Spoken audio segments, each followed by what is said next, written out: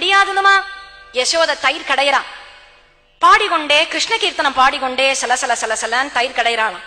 அதுக்கு பக்கவாத்தியம், யசோதனுடைய பாட்டுக்கு பக்கவாத்தியம் எது?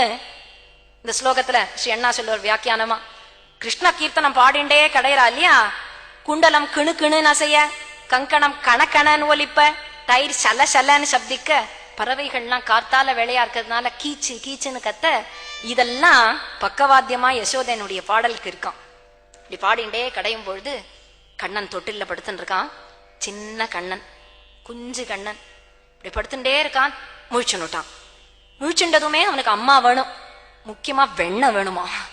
அம்மாவை விட எழுந்துட்டதுமே ஜல்லுன்னு அந்த தொட்டிலேருந்து குதிச்சான். சலார் விலார்னு அவனுடைய தண்ட கால் கொலுசு கொஞ்ச அங்கேந்து ஓடி ஜல் ஜல் ஜல் ஜல் ஜல்னு ஓடி வந்து அம்மா அவனுடைய முதுகுல தொப்புன்னு குதிச்சு விழுந்து அம்மா அவனுடைய கழுத்தை ஒரு கையால கட்டி கொண்டு கண்ணத்தோட கண்ணம் வச்சுண்டு மற்றொரு கையால மத்த பிடிச்சுட்டான்.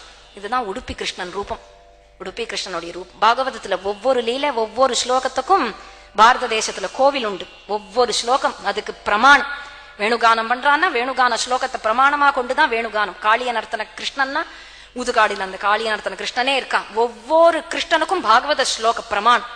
இதுதான் உடுப்பி கிருஷ்ணன். இப்படி கண்ணத்தோட கண்ணை வச்சுட்டு அம்மா பாலுமா